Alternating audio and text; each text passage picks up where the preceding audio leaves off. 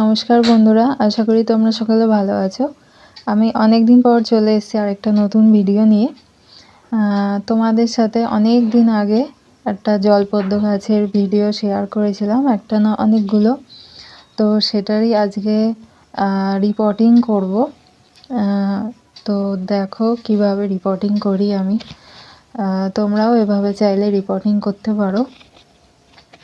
তো প্রথমে পদ্ম গাছের সবার সবচেয়ে প্রয়োজনীয় জিনিস হচ্ছে গোবর।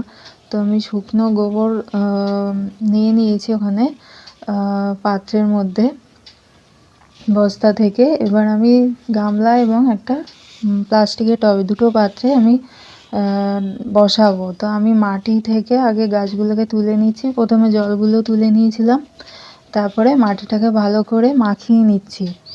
তো সেই মাটিটাকে আমি গোবর আগে দিয়েছিলাম টবের মধ্যে, গোবর দিয়ে বেশ মোটা করে গোবর দিয়ে তার উপর আমি মাটি দিয়েছি। মাটি দিয়ে একইভাবে গামলাতে এবং টবেও দিয়ে তারপর গাছগুলোকে বসিয়ে দেবো।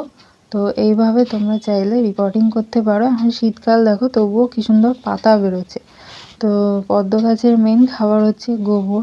তো তোমরা সবসময় পদ্ম গাছ বসালে তলায় গোবর দিয়ে বসাবে। তো বন্ধুরা, গাছ বসানোর পরে প্রথম কাজ হচ্ছে জল দেওয়া। তো পদ্ম গাছে জলটা খুব সাবধানে দিতে হয়। এমনভাবে জলটা দিতে হবে যাতে গাছের মূলগুলো যাতে ডিস্টার্ব না হয়, কোনোভাবে মূলগুলো যাতে সরে না যায় মাটি থেকে। ওপরে হাতে চাপা দিয়ে জল দিতে হবে। যেহেতু আমি এক হাতে ক্যামেরা ধরেছি, সেজন্য আমি ঠিকভাবে এখানে দেখাতে পারিনি, কিন্তু তোমরা এমনভাবে জল দেবে যাতে গাছের মূলটা সরে না যায় জলের স্রোতে। তো বন্ধুরা, ভিডিওটা যদি ভালো লেগে থাকে চ্যানেলটাকে সাবস্ক্রাইব করো আর লাইক করো, কমেন্ট